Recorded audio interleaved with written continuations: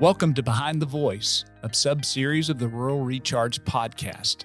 This special series takes you behind the scenes to meet the leadership team at Florida Farm Bureau Federation. Each episode will highlight the various departments that work together to ensure our members' voices are heard. From advocating for smart policy to providing vital resources, our staff is committed to fulfilling our mission of increasing the net income of farmers and ranchers and improving the quality of rural life.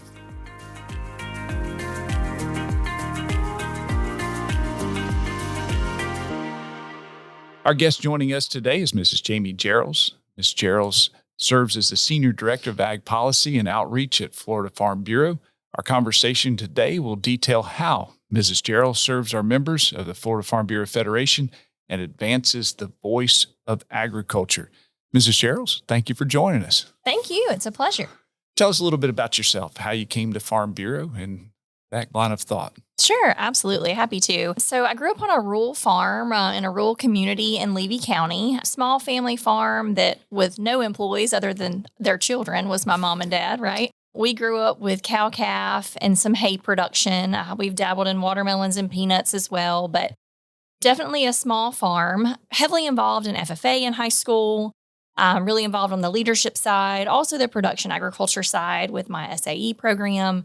Went on to serve as a state officer after high school. And it was then that I realized that this was really my passion. Agriculture is what fueled my fire, was definitely something that I wanted a career in, but I knew that my family farm was too small to sustain two families and two livelihoods. Therefore, I had to get creative and seek other opportunities. And it was during my time at the University of Florida, majoring in agriculture communication, that I realized that I really wanted to be the voice of my dad. On that small family farm, Dad was on the tractor daylight to dark. He didn't have the time to attend a county commission meeting or attend, Farm Bureau Day in Tallahassee or go to the state capitol. He was really dependent on others to be his voice. He was too busy keeping the farm afloat at home. And I knew that it was going to take more than that to sustain our family farm. And that land means a lot to me. And production agriculture meant a lot to me and still does. And so I knew that I wanted to be the voice of the farmer in the field.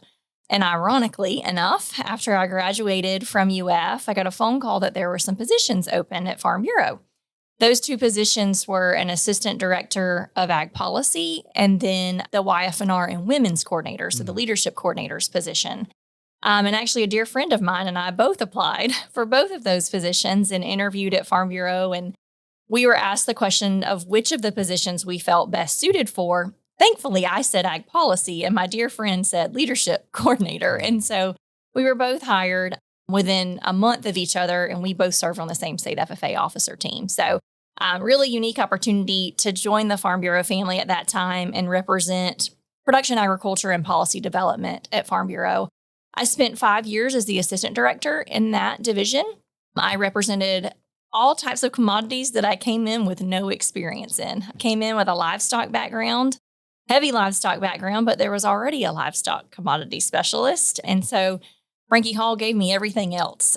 And what a blessing that was for a 24-year-old young college graduate to come in to a first career position. I came in, with no prior knowledge. So I was wide open to any and all opportunities. And it was definitely a blessing in disguise. I learned the specialty crop industry inside and out. And now I dearly love it. Also learned environmental horticulture, learned peanuts and cotton.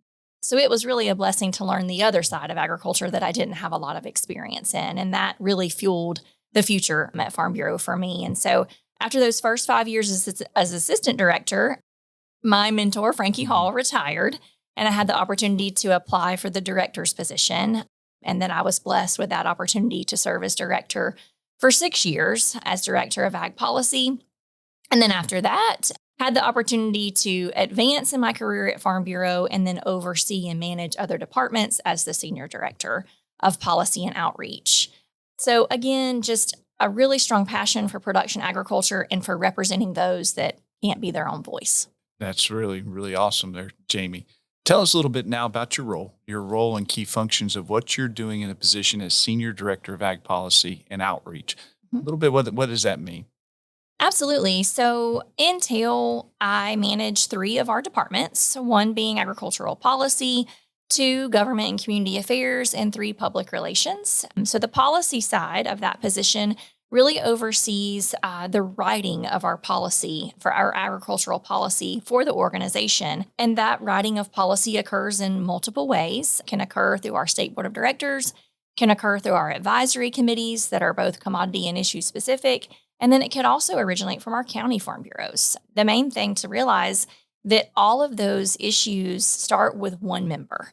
They start with one member having an issue, and it's almost like having a question. If you have that question, other people also have that same question. Very similar with policy. One person has a policy issue, multiple members of ours do, and it takes just one person voicing that concern, and the policy development process starts. And so we really work through ag policy and government community affairs to assist our members in writing that written agricultural policy for the organization. And then we also look for ways, strategic ways, that we can implement those policies. For public relations, therein comes the outreach portion of my position, and that is crucial. It's crucial not only to communicate to our active members, who are our true farmers and ranchers that develop our policy for the organization, but also to our associate members, because consumers. And without them, we are not economically viable and therefore not meeting our mission statement. So we want to make sure that we're both communicating internally to our members as well as externally to our consumers.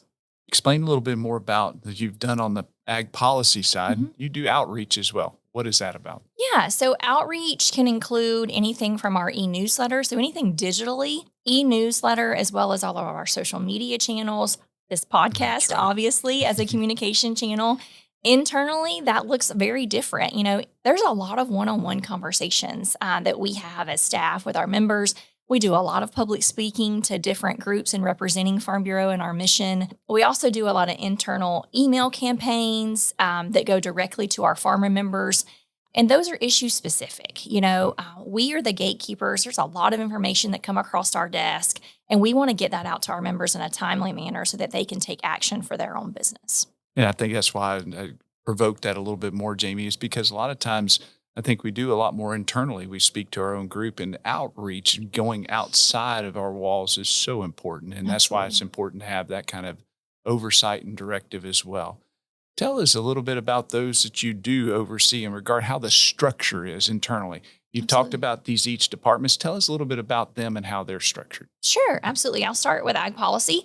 So ag policy has a director in Jeffrey Patterson who leads his team, and then he has 2 assistant directors. He has Jason Mathis and Maddie Campbell, and all 3 of them uniquely oversee different commodity and issue-specific advisory committees. Some other staff also staff advisory committees as well, and Lance Watson, our national affairs director, he also staffs some committees, as well as Kurt Williams, who oversees the Water and Natural Resources Committee. So there's several staff that are responsible for advisory committees and policy development, but Jeffrey is at that helm. And then they also have Gracie Dukes, who is joining our team actually this week as the ag policy coordinator. She's really going to assist with all the coordinating of meetings and assisting our staff in the logistics of events for those meetings and really communication out to them to keep them abreast of policy changes. Going over to Government and Community Affairs, Kurt Williams is at the helm as Director of Government and Community Affairs, and he has 2 assistant directors. We have Jake Foytick down in South Florida, and then we have Raleigh Rollerson up in North Florida and a little bit of Central Florida. And the 3 of them divide up our water management districts. They are truly our experts in that area, and that's what they are charged to do, to be experts in that water field, but also have a relationship with key stakeholders in those areas of the state so that then when local government issues arise, we can be effective. And then thirdly, the third department that I manage is public relations. So Rachel Smith is the director of public relations. Then we have 2 communication coordinators. We have Shelby Martin and then 1 vacant position at the time being. And then James Neville is our digital media coordinator. And then we also have a social media specialist, which is another vacant position of ours. So we have 2 positions open right now in public relations. So if I have an issue, let me just name a few and direct me where I need to go with that particular issue. Okay. And I think you've already covered it, but I just want to say for our listening audience, maybe it's helpful. Yep. Board of County Commissioners. Board of County Commissioners, you're going to go to Government and Community Affairs. So Kurt Williams, Jake Foytick, or Raleigh Rollerson. It can be a zoning issue. It can be an agritourism issue. It can be anything with a local ordinance that involves state statute or local county authority where they think they have it and they may not.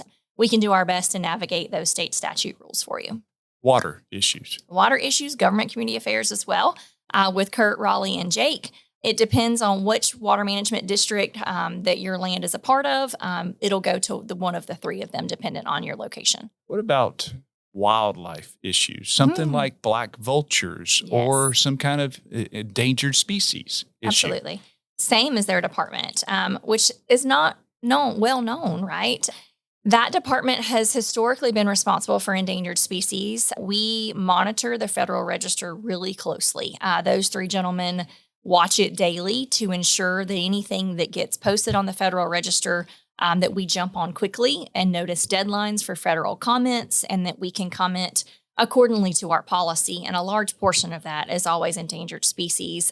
There's a lot of endangered species in the state of Florida, and there's a lot of wildlife depredation in the state of Florida. And so anytime that those coincide with agriculture, we have to stand up for our growers and their rights in production.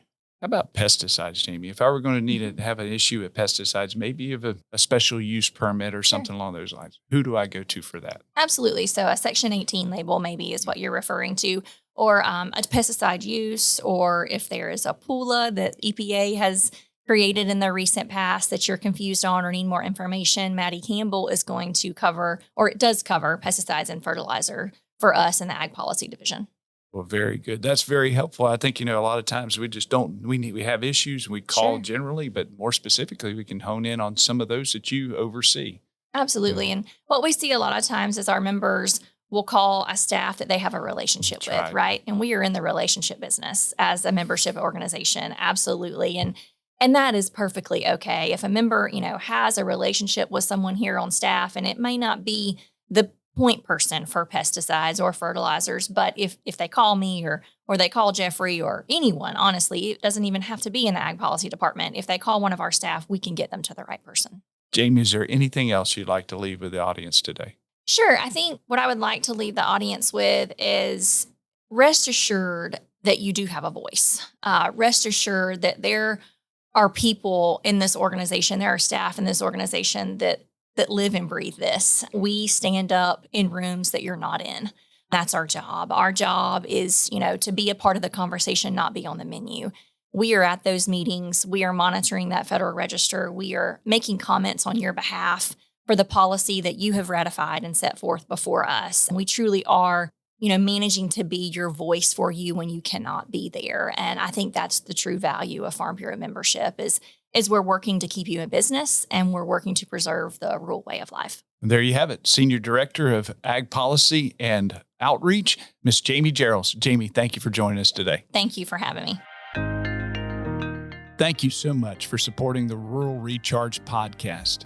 We hope that you are enjoying these conversations brought to you by farmers for your benefit. While you're here, please consider giving us a rating or a review. It really does help us to continue to share the stories of our Florida farm families and the important impact they have on your community. Thank you, and have a great day.